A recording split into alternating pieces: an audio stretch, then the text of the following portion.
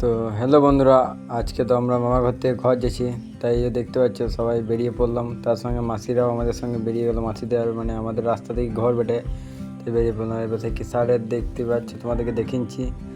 আজকে এই পাশে লোডারে লোড করছে, এখন চলছে লোডিং চলছে লোডারে। আর যেই কেস কালকে যেটা খারাপ হয়ে গেলো ওইটা হয়তো ঠিক করেছে, কেন এটা আরও কাছে ঘুরছে তো তাই এটাতে আরও বেশি আওয়াজ উঠছিলো। মামা ঘরে রেতেছিলাম, এপাশে মনে হয় এই গাড়িগুলো সব লোড হবে তত জানি না, তো আমার তত অভিজ্ঞতা জানা না এইগুলোর প্রতি। এখানে দেখতে পাচ্ছ তো, তারপরে আমরা চলে এলাম, বেরিয়ে পড়লাম ওইখান থেকে, কেন কাজ ছিল।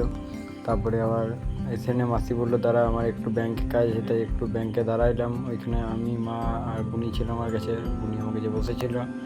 তো আমাদের একটু বোরিং লাগছিলো। তারপরে ওইখানে কাজ হয়ে মাসিদেরকে নামিয়ে নিয়ে আমরা বেরিয়ে পড়লাম ঘরের দিকে। আমাদের ঘর এখান থেকে এখনো মিনিমাম 12 কিলোমিটার দূরে আছে। বেরিয়ে পড়লাম এখান থেকে। রোডে তো জানো ছাগল গরুর উপদ্রবটা আছেই।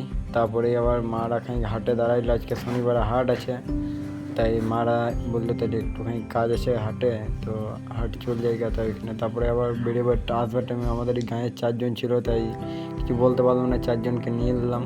4 জনকে নিয়েই বেরিয়ে পড়লাম, কেননা দাদারা বলছে চ নিয়ে, তারপর নিয়ে চাপিয়ে দিলাম আমাদের গাঁয়েরই বেটে। তারপরে এসে নিয়ে যে বাবা রাজাকে দিল লাগিয়ে।